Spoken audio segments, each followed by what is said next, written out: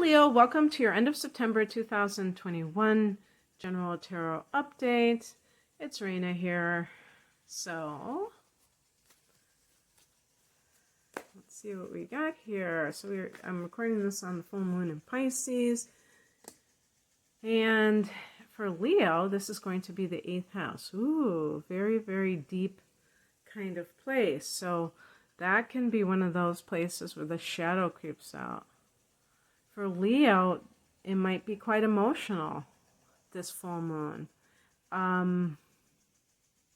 Maybe you're dealing with somebody who passed away, and those feelings of mourning. The 8th house is the house of death and transformation, and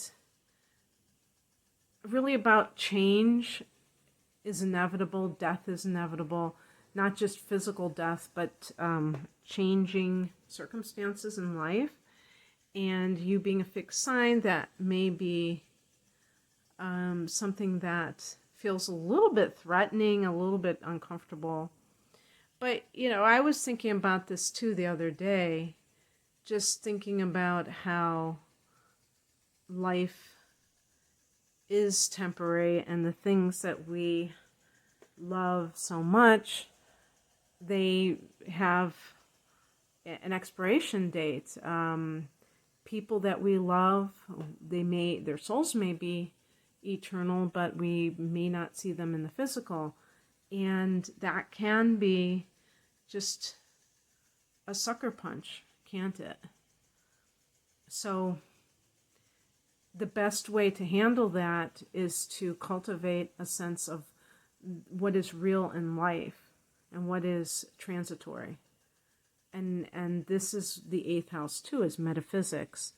And so that exploration of that, the shadow self, which for many people will involve the fear of death or the avoidance of spiritual matters and kind of living too much in the world, a materialistic life, and that kind of thing, and avoidance of thinking about the deep, important things in life. So that theme may play out during this time. I'm recording this on the 20th.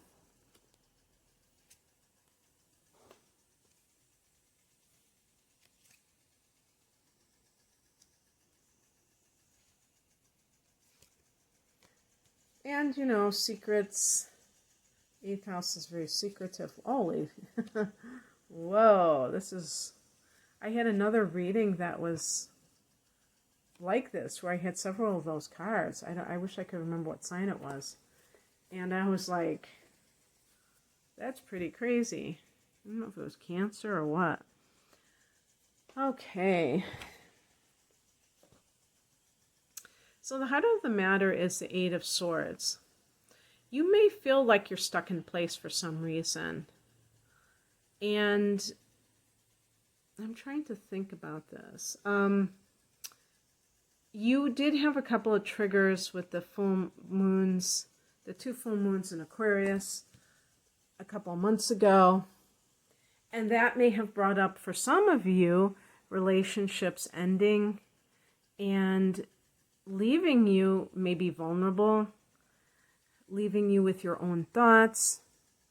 And Leo is a very confident sign, typically, but I think about somebody like Whitney Houston, how they can have a vulnerable part of themselves. And of course, you know, you're not just your sun sign, so there's things like that. But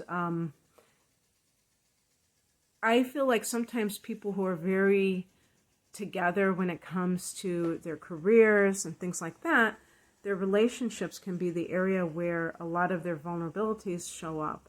And that might be true for you as well. Let me just keep going. We'll see what this is all about. In the past position is the 5 of Swords. This can mean backbiting, gossip. This can be an empty victory if you do something underhanded to try to get one up on somebody else.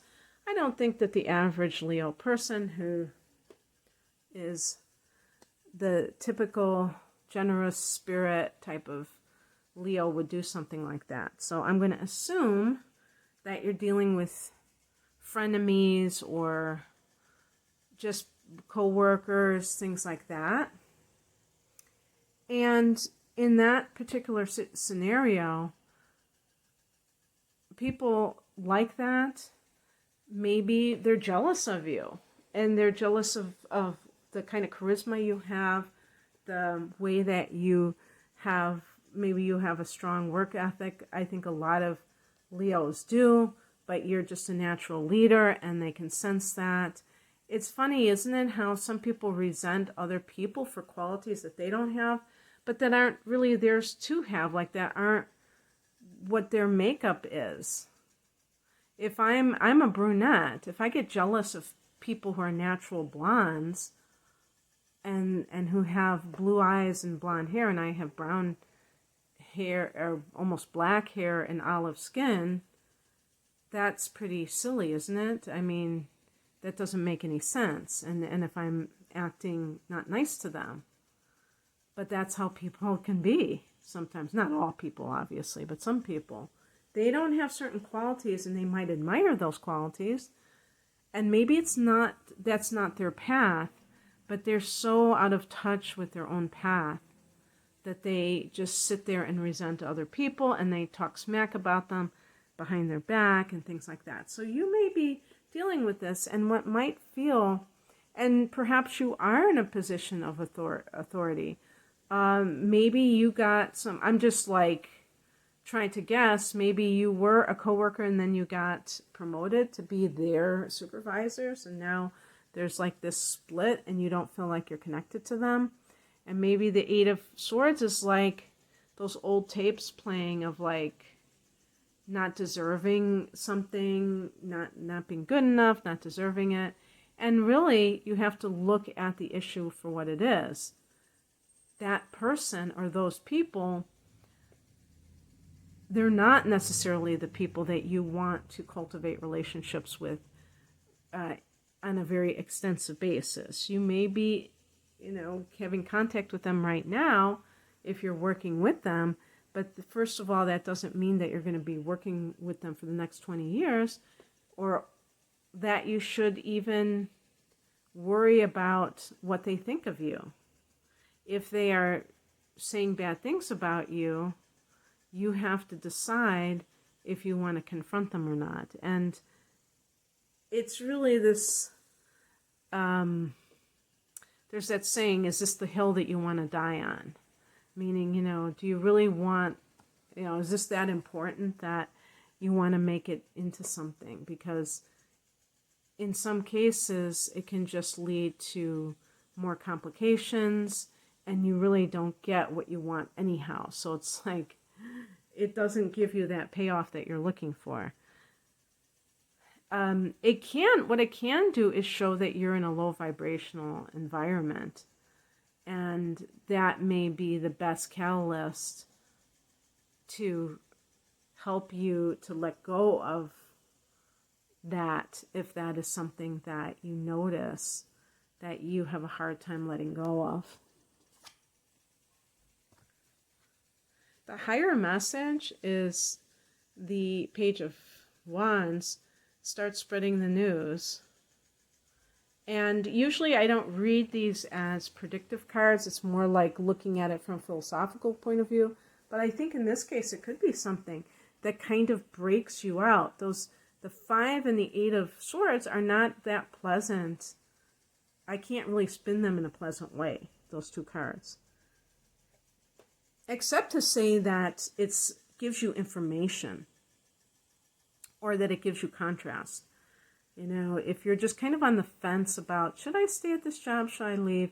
This can make you say, oh yeah, this is a toxic environment. I don't need this in my life. This isn't good for me. Those kinds of things. So the Page of Wands might be you hearing some news that lights your fire. Wands are fire, your fire, and that is music to your ears, whatever this is.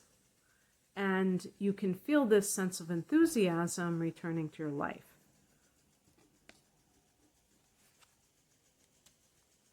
What crosses you is the Queen of Pentacles. Watch for a complicated life as far as material possessions. If you are looking to leave a work environment, you may have to pare down your life in some way, or simplify your life. Because I was saying in another video that, when was it? Maybe in the 90s? There was a documentary called Affluenza, and I think it might be on YouTube. I'd like to see that again. It was on PBS, and I would watch that over and over again, because there was, like, in addition to the regular PBS channel, there was another, like, UHF channel that was really showing PBS shows all the time. And it was really, I think it really planted some seeds within me, even though I haven't really downsized. I mean, I really don't have, I don't have like so much that I would have to downsize, but just paring down for sure. And now they call it minimalism. So you see a lot of things where it's rebranded as something else, but it's the same thing.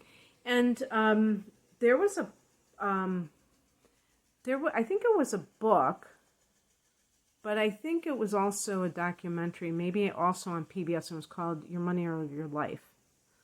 And that was good too. And I think it was a book too. And that was really good, because if you are working a job that is very stressful, the swords can relate to strife. This can lead to all kinds of other things happening, either mentally, psychologically, or physically. And certainly we see people who have burnout. We see people who might go into therapy because they're so anxious due to what they're dealing with on a daily basis. And the bad thing about it is that you're exposed to it all the time. It's not just like you can just do it once a week and just suck it up. So I would say first and foremost with the Queen of Pentacles in reverse is to look at your spending habits. And it can just be like for the temporary time. If this is something, if you are looking to make the shift from a work situation, maybe even working for yourself, the Page of Wands could be that as well. Something along those lines that you have to have as little bills as possible to pay. I mean, that would be ideal, so that you don't have to even think about those things. And obviously, everyone's at a different economic level, regardless if they quit their job. So some people might really be able to keep affording things. But it's not really just whether you can afford them, but are they creating clutter in your life? Are they kind of blocking your energy flow? Are they keeping you from having a more simplified life? Because if you have to take care of things all the time, you don't have time to just be, or you have less time and you just have more obligations and might have to work, in some cases, longer hours. The outcome is the Seven of Pentacles. This makes me think of somebody who has started a business, is kind of watching the growth pattern. And really, it's like you've planted the seeds, you're waiting to see if the harvest comes in.